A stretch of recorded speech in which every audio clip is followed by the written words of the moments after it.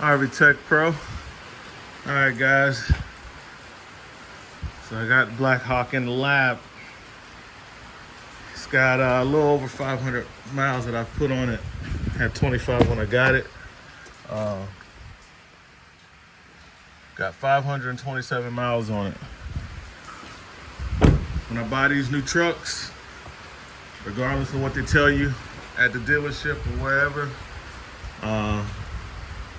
these motors have not changed much as far as break-in. Just like in the old days, when you get a new motor or you got a race car, you got to break in the motor. And for these, you need to keep them under 2,000 RPMs for the first 500 miles and keep your speeds right around 55 miles an hour or less.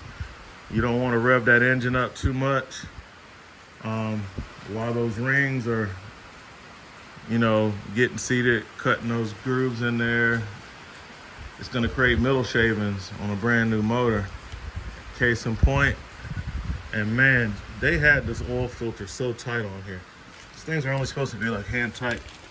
This is the original oil filter. If you look at that oil, see all the sparklies and that little line, all that's middle shavings. This is oil. It's not that dark because it's only been ran for 500 miles, but you see all the haze in there and the sparklies? A lot of that came out of the filter. It's catching all the middle shavings. You don't want to keep that in the engine. You want to break this thing in easy, then you're going to change that oil at 500 miles. Put new oil in it, new filter. Always go back with the AC Delco because that's what it came with.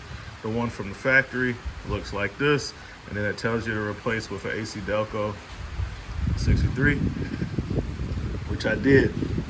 The same oil filter as my last one. But man, look at all of that middle shavings.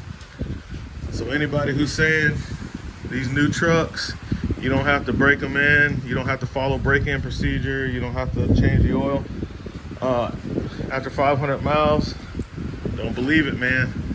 And the way I do mine is I do 500 miles and then I drive 1,000 miles on the new oil that I'm about to put in here, which this is what I like to use.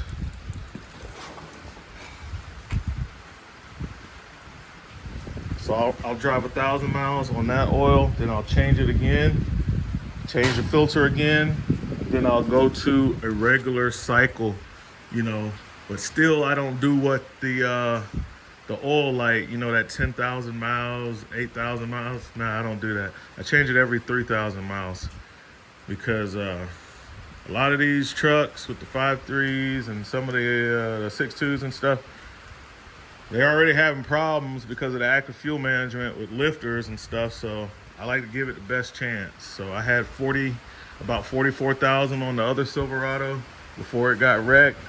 And I had zero issues, zero problems. Now I didn't have active fuel management on that one. I have to check and see if it's on this one. But due to the chip shortage, I didn't have it on my last Z71. But I'll check the paperwork and see if this thing has that, cylinder deactivation, and I'll let you know. But yeah, change your oils, guys. Keep the revs low.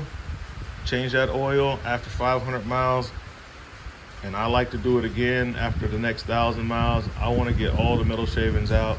I don't want that recirculating through my engine, scoring up walls and the cylinders. That's what I got. RV Tech Pro out.